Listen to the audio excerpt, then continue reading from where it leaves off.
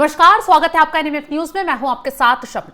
भारत और पाकिस्तान के बीच अब एक नई जंग की आहट शुरू हो चुकी है, क्योंकि पाकिस्तान ने एक ऐसा राग अलाप दिया है जिससे भारत उसे जवाब देगा तो पाकिस्तान को बुरा तरह वो घायल हो जाएगा। पाकिस्तान दावा कर रहा है कि सिंधु घाटी सभ्यता जो है वो उसकी है, लेकिन भारत का सीधा सीधा कहना है कि सिंधु घाटी सभ्यता हमारी है, कोई इस पर इस तरीके के दावे नहीं कर सकता। लेकिन पाकिस्तान ने आखिर क्यों ये जहर उगला, क्यों नए विवाद को हवा दी, आज इसी पर चर्चा करेंगे। चर्चा के लिए मेरे साथ वरिष्ठ पत्रकार पंकज प्रसून जी जुड़े हुए हैं। सर, पाकिस्तान दावा कर रहा है कि सिंधु घाटी सभ्यता जो है वो हमारी है, आखिर क्यों पाकिस्तान ने इस तरीके की बातें कर नए विवाद को हवा दे दी है? क्या नया युद्ध छेड़ने की कोशिश में है पाकिस्तान?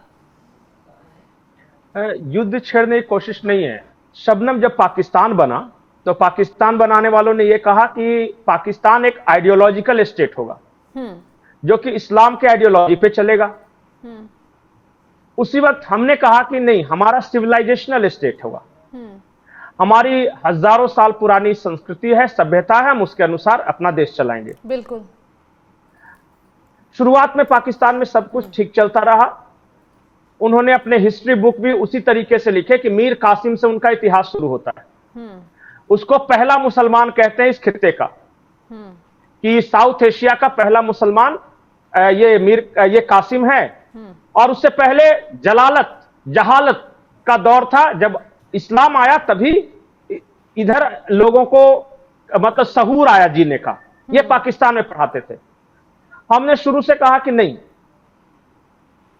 मीर कासिम के आने से पहले भी यहां लोग रहते थे, उनका भी अपना कल्चर था। और हमने जोड़ा कि हमारी जो सभ्यता है वो इंडस वैली सिविलाइजेशन वाली सभ्यता है, और गंगा और सिंधु नदी के बीच में जो सिविलाइजेशन जन्म लिया वहां से भारत का कॉन्सेप्ट है।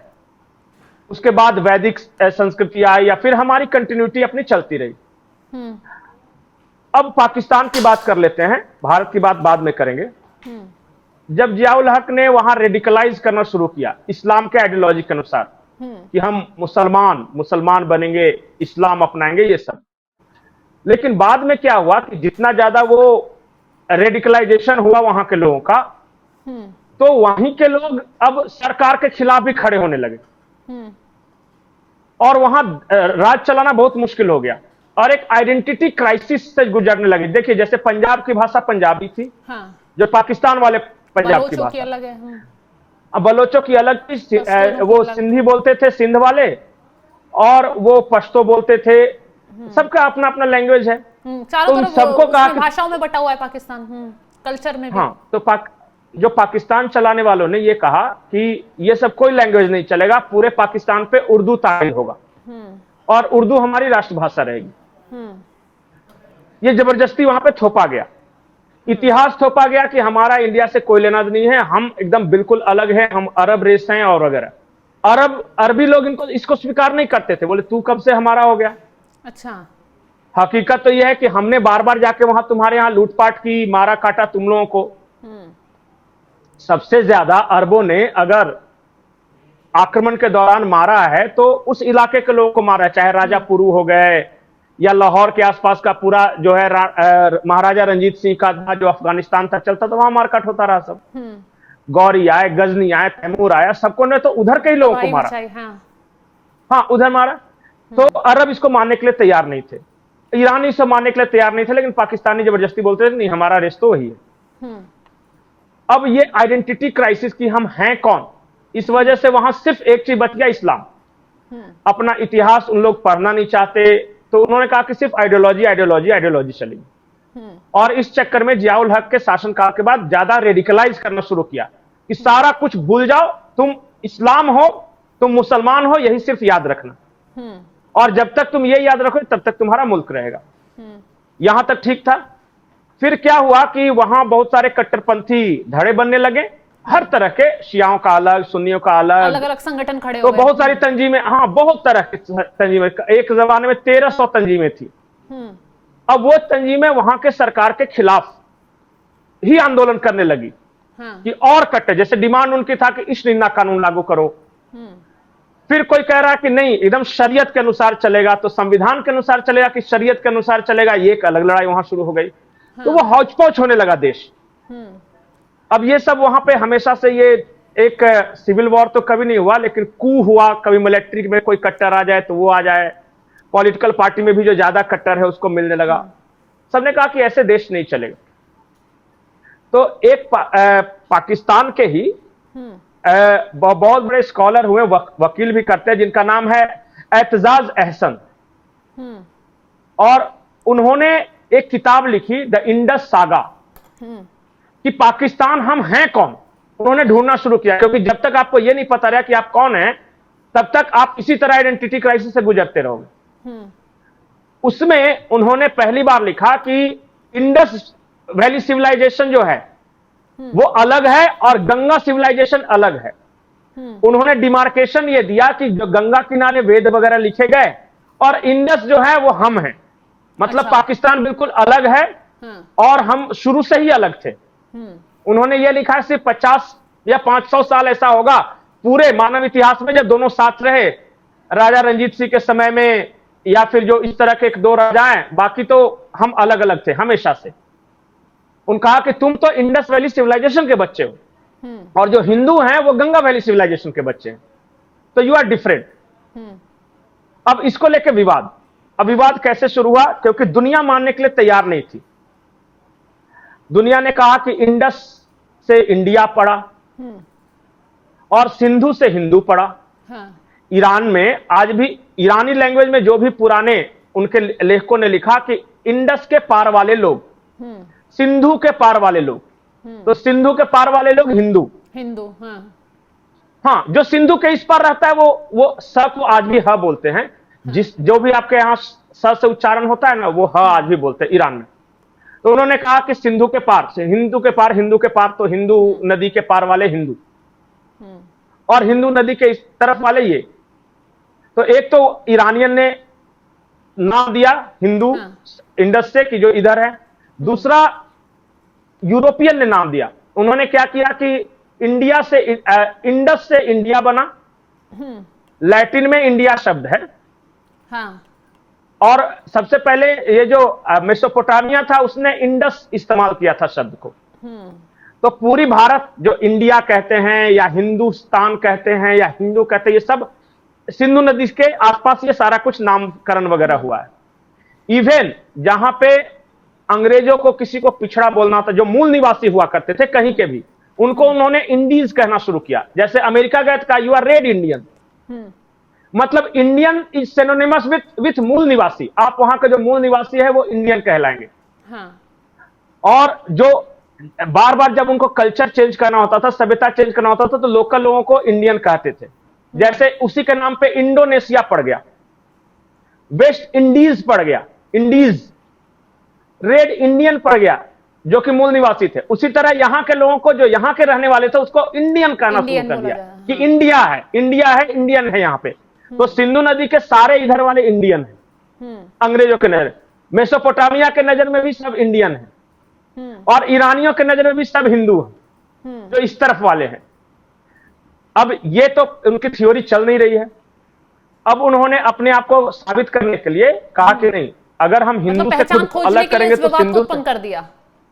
बिल्कुल बिल्कुल। अब उनकी बदमाशी क्या है कि we are not ideological state but we are civilisational state. हमारी सिविलाइजेशन बहुत पुरानी है। अब उन्होंने कहना शुरू किया और इसीलिए मरियम नवाज ने अब नाम रखना शुरू किया, हिंदू नाम, लाहौर में।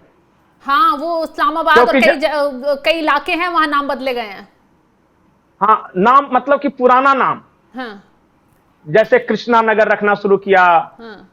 और ये इस्लामपुर का नाम पता नहीं कुछ क्या था, मैं नाम भूल गया सबका, लेकिन उन्होंने ये रखना शुरू किया। अब वहां ये बहस शुरू हो गई कि हु आर वी, तो वो कहते हैं हम तो भाई इंडस वैली सिविलाइजेशन के बच्चे हैं। हाँ। और शुरू में ये नहीं कहते थे, शुरू में कहते थे कि नहीं हम सिर्फ मुसलमान हैं, हम किसी के बच्चे नहीं हैं, हम तुर्कों के बच्चे हैं तो अरब के बच्चे हैं, ये सब कहना शुरू किया।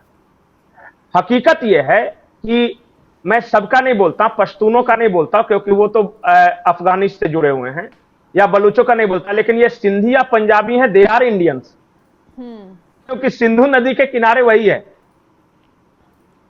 अब उन्होंने ये स्वीकार करना शुरू कर दिया है। पाकिस्तान में एक बहस चल रही है और वहां बहुत रिसर्च हो रहे हैं और वहां की सरकार कह रही है कि इंडस वैली सिविलाइजेशन हमारा और गंगा वैली सिविलाइजेशन हिंदुओं का। अब उन्होंने एक नया डिमार्केशन सरकार लाइन कह ये रही करना है, शुरू सेना कर भी दिया। बोल रही है यही बात।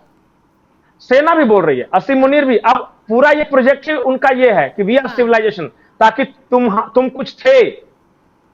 तो उससे हासिल क्या तुम कर लेगा पाकिस्तान? अभी किसी चीज से कुछ हासिल हासिल हुआ है पाकिस्तान को? नाम बदल रहे हैं, अब हिंदू सभ्यता पर चल रहे हैं, उससे हासिल क्या होगा पाकिस्तान को इस तरीके की बातें कर कर?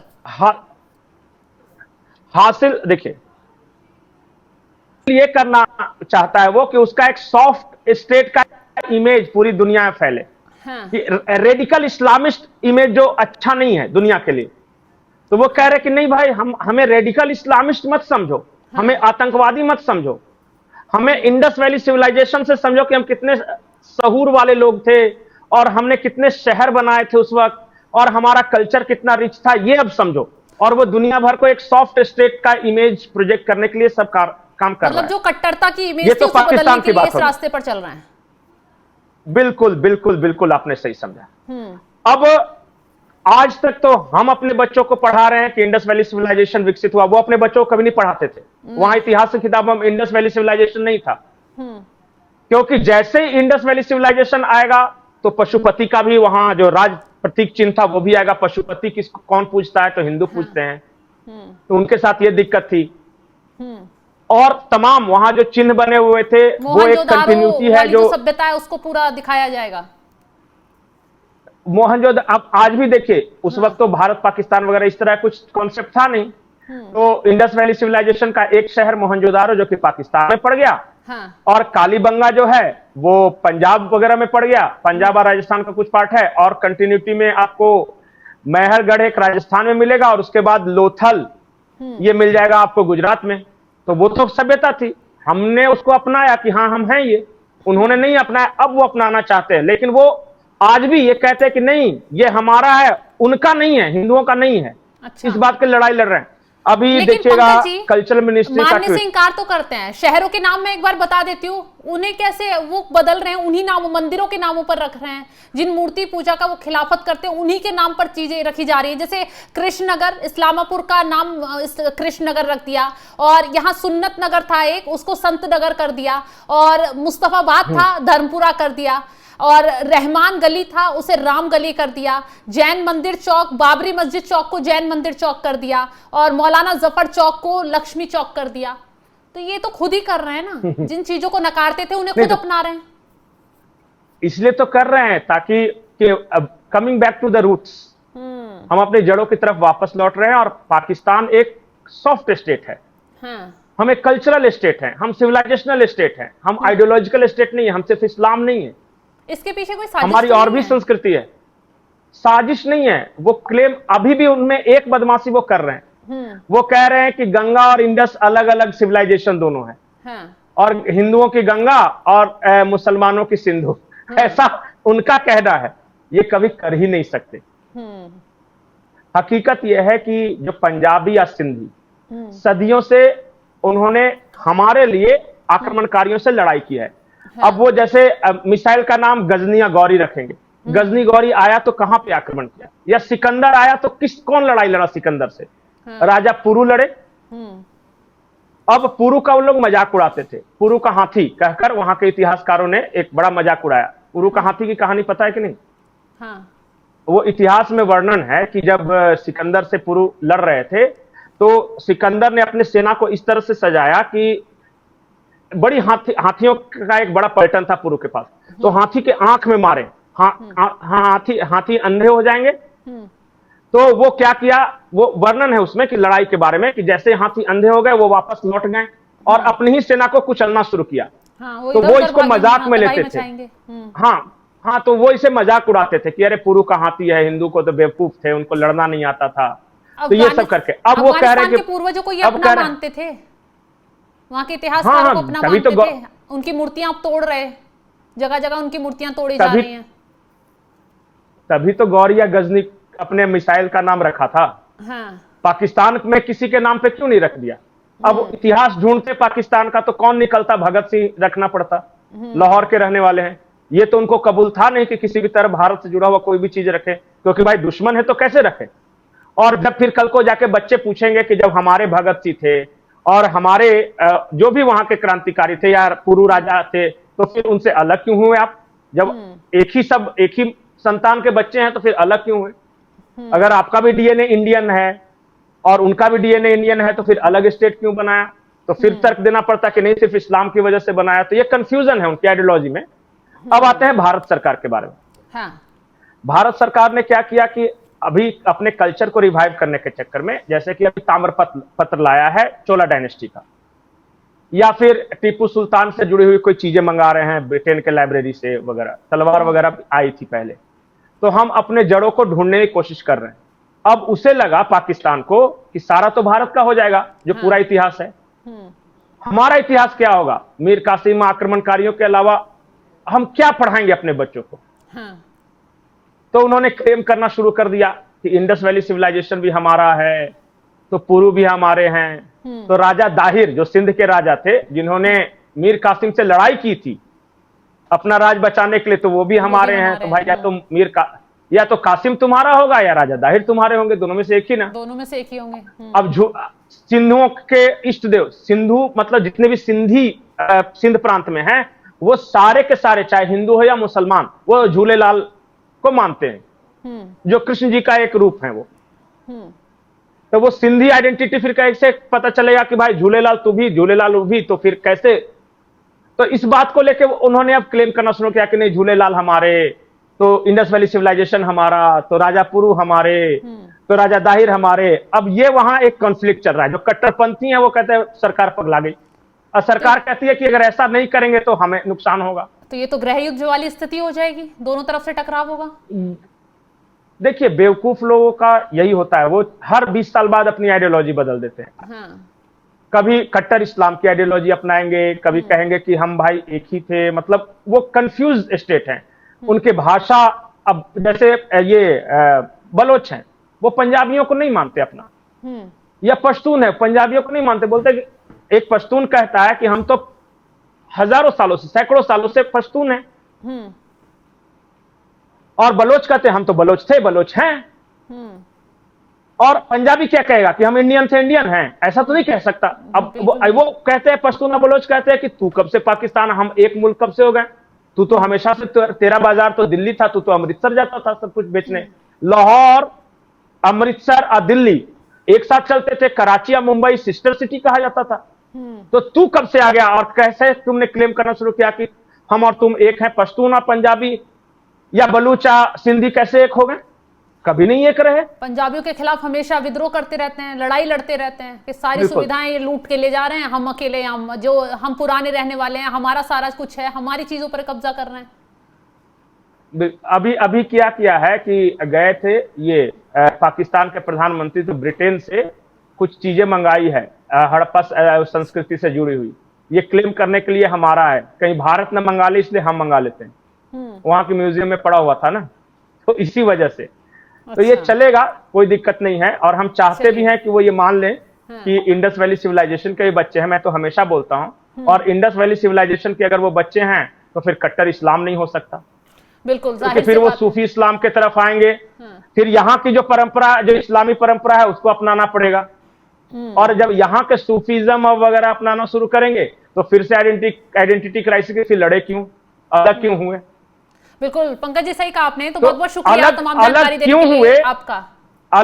जी, अलग क्यों हुए इसका जवाब आज तक पाकिस्तानियों को मिल ही नहीं पा रहा है कि हम अलग क्यों हुए। मिलेगा भी नहीं ना। एक सोच थी, कट्टरता थी, कलमे के विहार पर बना लिया पाकिस्तान। अब क्या पहचान रहेगी वो खुद ही नहीं इस बात को समझ पा रहे। अब नया विवाद खड़ा कर दिया है। खैर, अब अपनी कट्टरता की पहचान को छुपाने के लिए देखिए पाकिस्तान ने नया राग अपना शुरू कर दिया है, नया खेल खेल रहा है पाकिस्तान। इंडस वैली रिवलाइजेशन को लेकर बार बार यही कहता है कि ये हमारा है।